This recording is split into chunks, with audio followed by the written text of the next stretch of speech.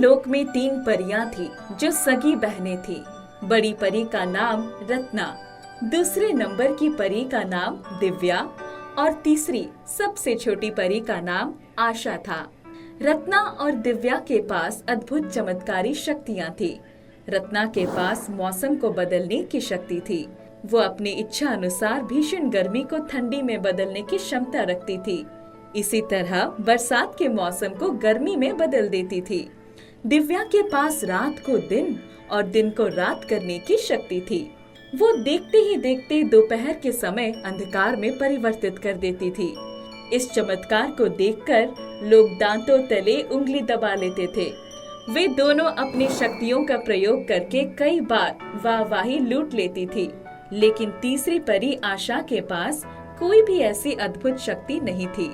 परी लोक की बहुत सारी परियां छोटी परी आशा का मजाक उड़ाती थी।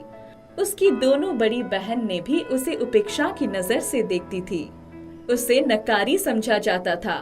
वो अपनी बहनों की शक्तियों के बारे में सोच सोच कर हमेशा उदास रहती थी। वो ये चाहती थी उसके पास भी कोई अद्भुत शक्ति आ जाए। छोटी आशा परी ने एक बार रानी परी से कहा, रानी माँ, मेरी दोनों बहनों के पास अद्भुत शक्तियाँ हैं। वे अपनी अद्भुत शक्ति का चमत्कार कई बार दिखा चुकी है। उनके सामने अपने आप को बहुत उपेक्षित समझती हूँ। क्या मैं इसी तरह हमेशा लज्जित होती रहूंगी? आशा परी, तुम चिंता मत करो। ईश्वर ने तुम्हें भी कोई न कोई शक्ति दी होगी। तुम्हें उस शक्ति का आभास नहीं है। एक दिन ऐसा आएगा कि वो शक्ति अपने आप सबके सामने आ जाएगी। रानी माँ, वो दिन कब आएगा? इंतजार करो और देखो, समय इसका जवाब स्वयं देगा। एक दिन एक दुष्ट जादूगर राका परी लोक में आ गया। उसके पास एक जादुई छड़ी थी जिसमें अपार जादुई शक्ति थी। उसने अपनी छड़ी की जादुई शक्ति के प्रयोग से रानी परी के साथ साथ अन्य सभी परियों को बड़े से पिंजरे में बंदी बना लिया। यहाँ की सारी परियां अब राका की गुलाम है। अब परी लोक पर मेरा राज है। मैं यहाँ का राजा हूँ। रानी परी ने पिंजरे के अंदर से अपनी सभी शक्तियों का प्रयोग राका पर किया, लेकिन उस पर उनका कोई असर नहीं हुआ। वो जोर जोर से हंसता रहा।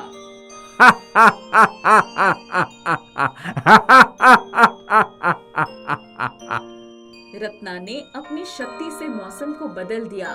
जोर जोर से पानी बरसने लगा। राका ये देखकर हंसता रहा। अब यहाँ मैं जो चाहूंगा वो करूंगा। रत्ना ने बरसात को रोक दिया। राका, तुझे मैं अभी सबक सिखाती हूँ। तू कुछ भी नहीं देख पाएगा। तेरा जादू नाकाम हो जाएगा। दिव्या ने दिन को रात कर दिया। चारों तरफ अंधकार फैल गया। अंधकार दूर हो जा।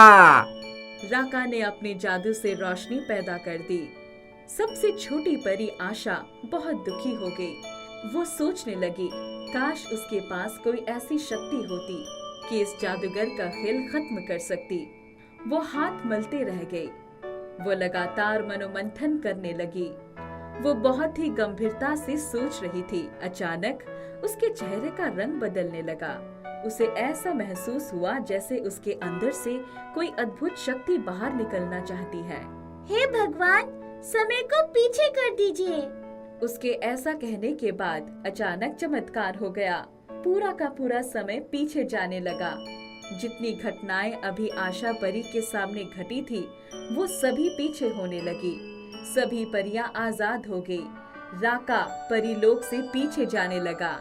हे भगवान, राका जादूगर को तेजी से पीछे कर दीजिए। ये क्या? राका जादूगर उल्टी तरफ तेजी से पीछे होने लगा। उसकी जादू की छड़ी हाथ से गिर गई।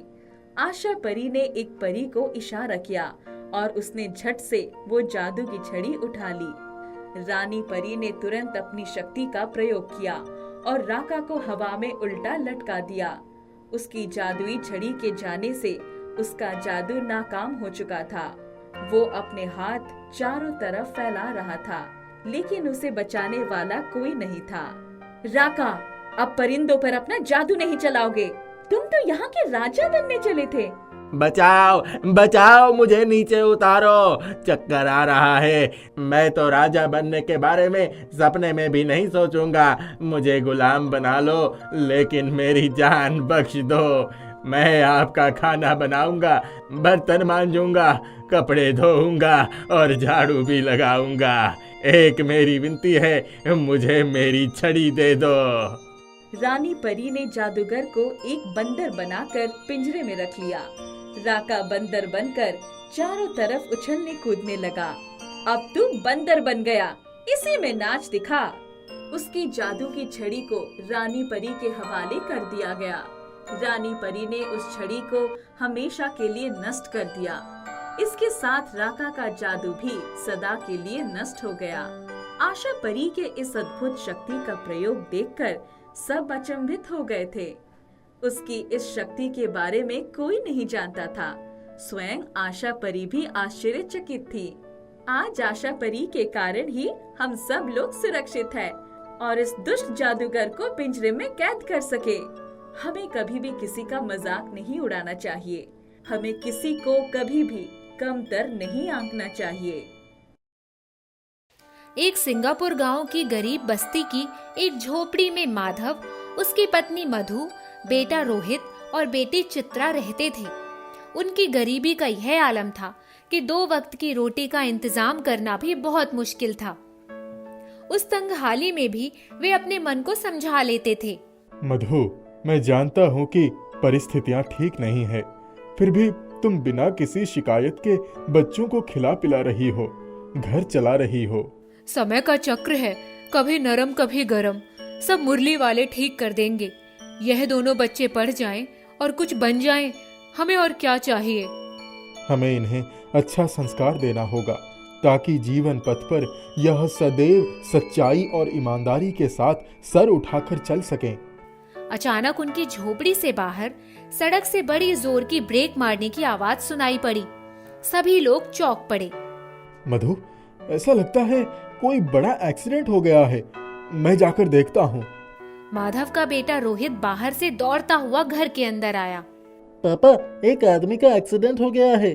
वो सड़क पर गिर पड़े हैं, घायल हो गए हैं। जल्दी से चलिए। चलो बेटा, अभी चलते हैं। दोनों बाप बेटे जब एक्सीडेंट के स्थान पर पहुंचे तो वहां का दृश्य देखकर उन्हें झटका लगा। अरे सब लोग मुंह क्या देख रहे हो? मेरी मदद करो। यही पास में मेरा घर है, उन्हें ले चलकर पट्टी करा देते हैं। वह आदमी बेहोश हो चुका था, उसके पैर से खून बह रहा था। माधव ने तुरंत अपना रुमाल उस आदमी के घाव पर बांध दिया ताकि खून का बहना बंद हो जाए। माधव लोगों की मदद से उस आदमी को अपने घर ले आया। माधव ने उसे पानी पिलाया। उस आदमी को होश आ गया। मैं कहाँ हूँ? मेरा एक्सीडेंट हुआ, इसके बाद क्या हुआ मुझे याद नहीं। आप लेटे रहिए, मैं डॉक्टर को बुला कर लाता हूँ। इतने में रोहित डॉक्टर को लेकर आ गया। डॉक्टर ने इलाज किया और कुछ दवाइयाँ दी। देखिए, घबराने की बात कोई नहीं है, घाव ठीक हो जाएगा। अंदरूनी चोट ठीक होने में समय लगेगा। यह दवाइयाँ मैं लिख रहा हूँ, इन्हें 3 बार खिलानी होगी। मैं इन्हें कुछ कुछ पहचान रहा हूँ, मगर मैं गलत नहीं हूँ तो आप धीरेन्द्र भाई हैं? डॉक्टर साहब, आप सही कह रहे हैं। मुझे ही लोग धीरू भाई कहकर बुलाते हैं। देखिए, समय का खेल। एक अरबपति की सेवा एक झोपड़ी में ही हो रही है। इन लोगों के पास पैसे तो कम है, लेकिन ये दिल के बड़े अमीर है। डॉक्टर साहब, आपने सही कहा। अमीर वो है जिसका दिल अमीर होता है। धीरू भाई ने डॉक्टर को अच्छी खासी फीस दी और विदा किया। भाई, आपका नाम क्या है? सेठ जी, मेरा नाम माधव है। आज आपने जो किया है वो विरले लोग ही कर पाते हैं। अक्सर ऐसे मौके पर लोग तमाशा देखते रहते हैं। कौन अपने हाथ से खून से लथपथ आदमी को उठाए और उसका इलाज करे? इसके लिए बहुत बड़ा दिल चाहिए। वही ऊपर वाला हुक्म देता है और हम निमित्त बन जाते हैं। मुझे खुशी है कि आपको अधिक चोट नहीं आई। आप यहीं आराम करिए, अभी मैं भोजन भी कराऊंगा। देखिए माधव, आपने मेरे लिए इतना बहुत कर दिया है। मैं जीवन भर आभारी रहूंगा। मेरे घर वाले आते ही होंगे। अरे हाँ, आपका बेटा अभी कितने साल का है? सेठ जी, ये 16 वर्ष का है। देखो माधव, मेरी दिली इच्छा है कि मैं आपके बाल बच्चों के लिए कुछ करूं। मैं एक एग्रीमेंट बनाऊंगा जिसके अनुसार जब वो बालक 18 वर्ष का हो जाएगा तो उसे मेरी संपत्ति का आधे से ज्यादा हिस्सा मिल जाएगा। उस सारी संपत्ति का वो मन चाहे उपयोग कर सकेगा। सेठ जी, मेरी एक छोटी सी सेवा के बदले इतना बड़ा उपहार मत दीजिए। हमें सिर्फ आपका आशीर्वाद चाहिए। सेठ धीरू भाई कहाँ मानने वाले थे। उन्होंने तो पहले से ही दृढ़ संकल्प लिया था और वैसा एग्रीमेंट बना भी दिया। समय का पहिया घूमता रहा और वह दिन भी आ गया जब रोहित 18 वर्ष का हो गया। उसके नाम धीरू भाई की बहुत बड़ी संपत्ति आ गई। माधव का परिवार एक ही दिन में गरीब से बड़ा धनवान बन गया। बेटा रोहित, इस संसार में प्रभु ने हमें जो भी दिया है यह उनकी कृपा है, अतः उनके द्वारा दिए गए उपहार का हमें सदैव सदुपयोग ही करना है। हाँ पापा, हम अपनी दौलत को अच्छे कामों के लिए ही लगाएंगे, गरीबों की मदद करेंगे। इतनी बड़ी संपत्ति आने के बाद नेक हृदय माधव और उसका बेटा दोनों मिलकर उनके गरीब झोपड़ा वासियों के कल्याण के लिए और जीवन स्तर को सुधारने के लिए कार्य करने लगे। यह बात जैसे ही धीरू भाई को मालूम पड़ी, वह आग बबूला हो गए। अरे, ये दोनों बाप बेटे तो बड़े समाज सुधारक बन गए हैं। ये मेरे सारे पैसे भूखे नंगे लोगों के पीछे लगा देंगे। धीरू भाई ने माधव को अपने बंगले पर बुलवाया। देखो माधव, मैं जानता हूँ कि यहाँ झोपड़ा वासियों के मन में तुम्हारे प्रति बहुत आदर भाव है। वो तुम्हारी हर बात को मानते हैं। फिर भी मैंने यह संपत्ति तुम्हें समाज सेवा करने के लिए नहीं दिया है। मैं उसी समय से तुम्हारा जीवन स्तर सुधारना चाहता था। यह सब बंद कर दो, वरना अंजाम बुरा होगा। सेठ जी, हम तो भलाई का काम कर रहे थे। अब आप ही बताएं, इसमें बुराई क्या है? मैंने तुम्हें इतनी बड़ी संपत्ति दी है, क्या इसके बदले तुम मेरा काम नहीं कर सकते?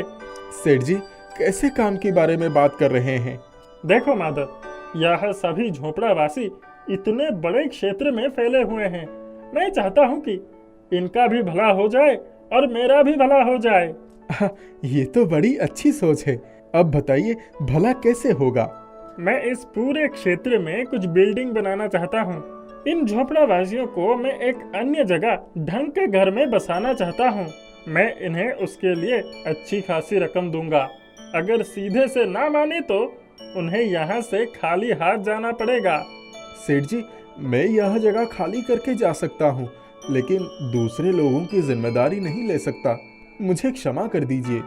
यदि तुम ऐसा नहीं कर सकते तो मेरी संपत्ति मुझे वापस कर दो। मैंने भी कोई खैराती दवाखाना नहीं खोल रखा है। माधव को सेठ की बातों से बड़ा दुख पहुंचा, लेकिन वह उनके पैसे वापस कर देता है।